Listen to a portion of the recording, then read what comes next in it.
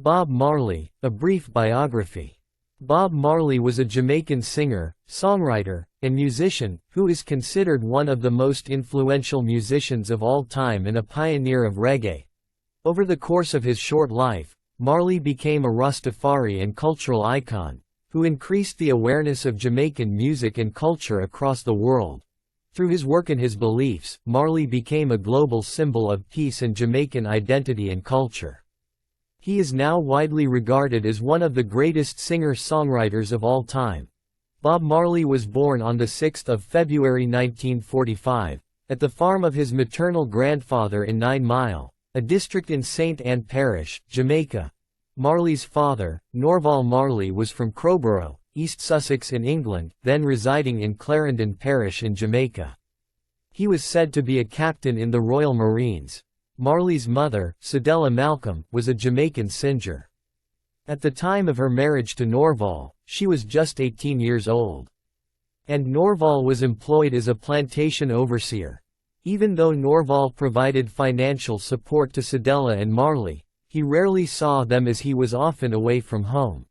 When Bob Marley began attending Stepney Primary and Junior High School, he met Neville Livingston, who would come to be known as Bunny Wailer, and they began playing music together. In 1955, when Marley was 10 years old, his father died of a heart attack at the age of 70. In 1957, Marley, aged 12, left 9 Mile along with his mother and moved to Trenchtown, Kingston. There Marley's mother and Bunny's father had a daughter together whom they named Claudette Pearl. Marley and Bunny were now living together in the same house in Trenchtown, allowing them to play and explore their music together. They were deeply influenced by R&B music from American radio stations and the relatively new ska music. The two of them soon found themselves in a vocal group that included Peter Tosh, Junior Braithwaite, and Beverly Kelso. The group began mingling and rehearsing with Joe Higgs and Roy Wilson, who were a successful singing duo in Jamaica named Higgs and Wilson. No one in Marley's group knew how to play any instruments, so Higgs began teaching Marley how to play the guitar. Higgs and Wilson also helped Marley's group develop their vocal harmonies. In February 1962, Bob Marley, aged 17, recorded 4 songs at Federal Studios for Leslie Kong, an influential Chinese-Jamaican local music producer. The songs were Judge Not, Do You Still Love Me, Terror, and One Cup of Coffee. One Cup of Coffee was released as a single under the pseudonym Bobby Martel. The other 3 songs were released by the record label Beverly's, owned by Leslie Kong. The label also launched the career of Jimmy Cliff. In 1963, Bob Marley and his vocal group were called the Teenagers. Later on, they changed their name to Wailing Rude Boys, then to Wailing Wailers, and then finally to the Wailers. Around this time, they were discovered by the record producer Coxsone Dodd. In February 1964, their single Simmer Down for Coxsone's label went to #1 in the Jamaican charts, selling around 70,000 copies. After the success of their single, the Wailers began to regularly record for Studio One. They found themselves working with established Jamaican musicians such as the keyboardist Jackie Mittoo, the saxophonist Roland Alfonso, and the guitarist and composer Ernest Ranglin. In 1965, the Wailers released their debut album The Wailing Wailers through the Studio One label, produced by Dodd. The album contained the hit single One Love, which would go on to become a popular song internationally, thereby establishing the group as pioneers of reggae. By 1966, Kelso, Braithwaite, and Cherry Smith, a backing vocalist, had left the group due to various reasons, leaving behind the core trio of Bob Marley, Peter Tosh, and Bunny Wailer. In 1966, Bob Marley, aged 21, married Rita Anderson, a Cuban-born Jamaican singer who was a backing vocalist for the Wailers. Shortly after his marriage, Marley moved to Delaware, in the United States, and lived near his mother's residence in Wilmington. The reason for his move is unclear. For the brief period that he lived in America, Marley worked as a lab assistant at DuPont and on the assembly line at a Chrysler plant in Newark, under the name Donald Marley, but Marley did not stay there for long. He did not like the pace of life in America and soon decided to head back to Jamaica. Bob Marley was raised a Catholic by his mother. But when his mother moved to America, Marley was left alone with no one to influence his beliefs. He grew interested in Rastafari beliefs and became a supporter of the Rastafari movement. Rastafari was a religion that developed in Jamaica in the 1930s and was regarded as both a social and religious movement. Upon his return from America, Marley officially converted to Rastafari and began growing dreadlocks. After a financial disagreement with Dodd, the Wailers teamed up with Lee Scratch Perry in his studio band The Upsetters. Perry was a record producer and singer, known for his production style and innovative studio techniques. Together, they produced Soul Rebels, the second studio album by the Wailers, in December 1970. Perry's production is haunting and sparse, featuring guitar, drums, electronic organs, bass, and vocals, with no horns or other embellishments. In 1971, they produced Soul Revolution, the third studio album by the Wailers. The two albums with Perry are considered some of the finest works by the Wailers. But shortly after the release of Soul Revolution, the alliance came to an end. The Wailers and Perry decided to part ways after a dispute regarding the assignment of recording rights.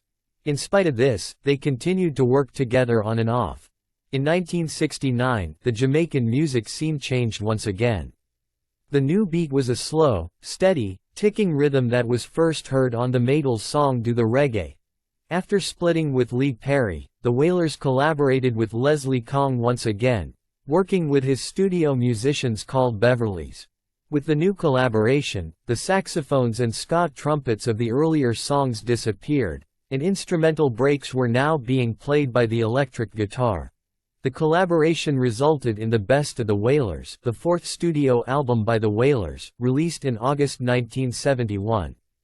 In spite of what the title of the album might suggest, it is not a compilation album. A week after the album was released, Leslie Kong died of a heart attack at the age of 38. In 1972, the Wailers signed with CBS Records in London and then embarked on a UK tour with the American soul singer Johnny Nash. While touring London, the Wailers met with Chris Blackwell of Island Records to discuss the royalties associated with their Coxsone releases, which had been licensed for Island Records.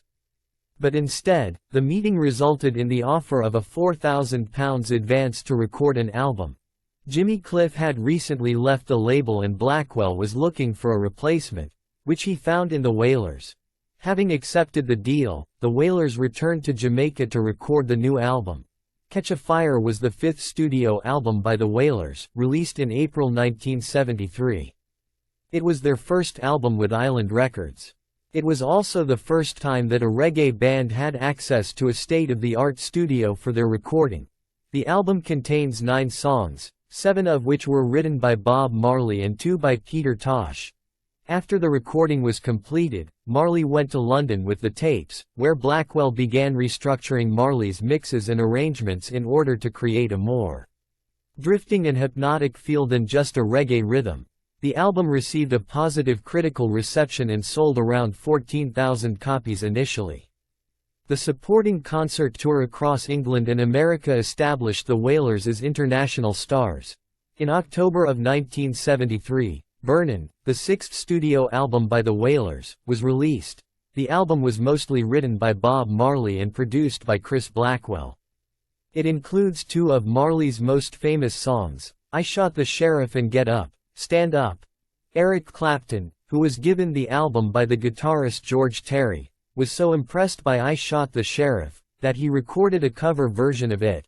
Clapton's cover became his first U.S. hit since Layla 2 years earlier, and it reached number 1 on the Billboard Hot 100 in 1974. The album was a great critical and commercial success in America, and the Trenchtown style of the album attracted admirers from both rock and reggae audiences. During this period, Blackwell gifted his Kingston residence and company headquarters to Marley. The residence included Tuff Gong Studios, and it became Marley's house and office. Tuff Gong was the brand name associated with a number of businesses started by Bob Marley. In 1974, the Wailers officially disbanded. Peter Tosh and Bunny Wailer departed to start their solo careers, and the band came to be known as Bob Marley and the Wailers. Marley continued to record and tour with his new backing band. In 1975, Marley had his first international breakthrough with a live version of No Woman, No Cry from the live album, their seventh studio album. The song would go on to become Marley's most popular and iconic song. In April 1976, the band released Rastaman Vibration, their eighth studio album.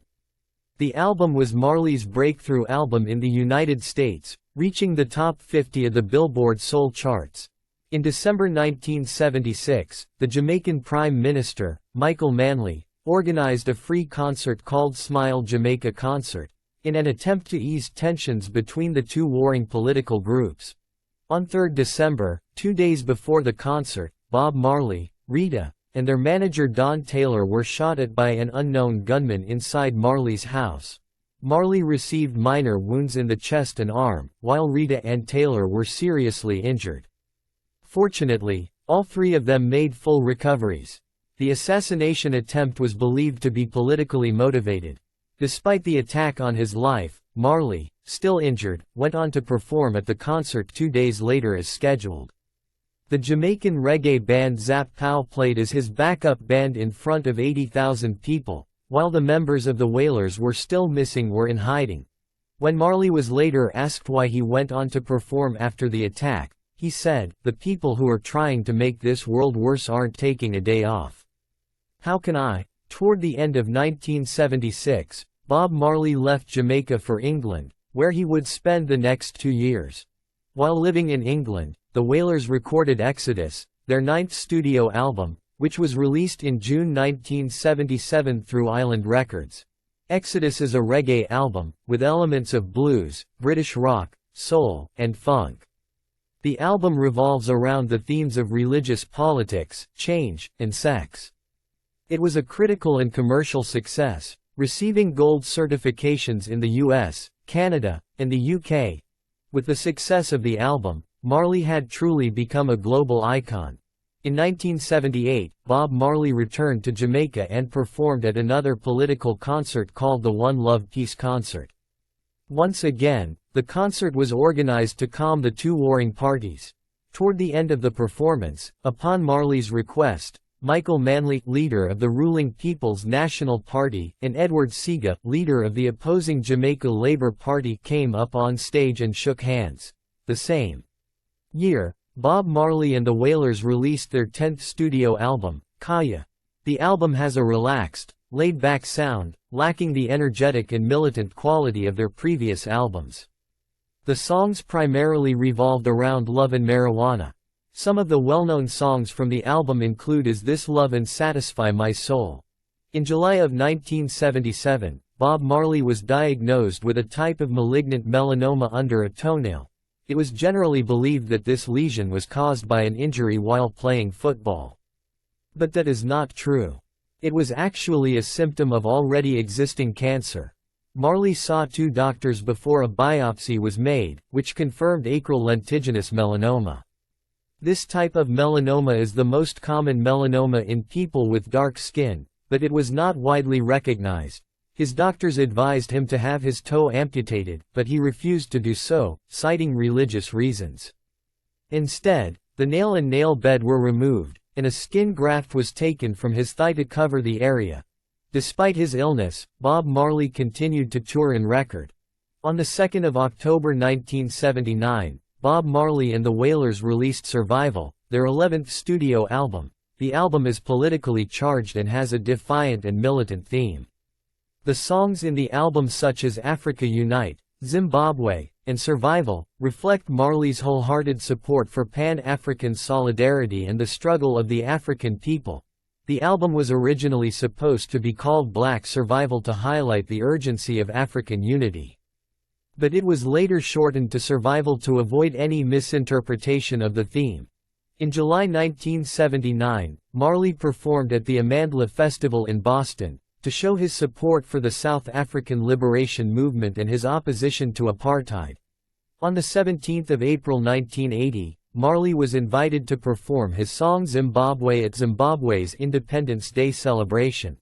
On 10 June 1980, Bob Marley and the Wailers released Uprising, their 12th and final studio album before Marley's death. It is one of Marley's most religious albums, with almost all songs referring to Rastafarian beliefs. The album also includes one of his most loved and poignant songs, Redemption Song.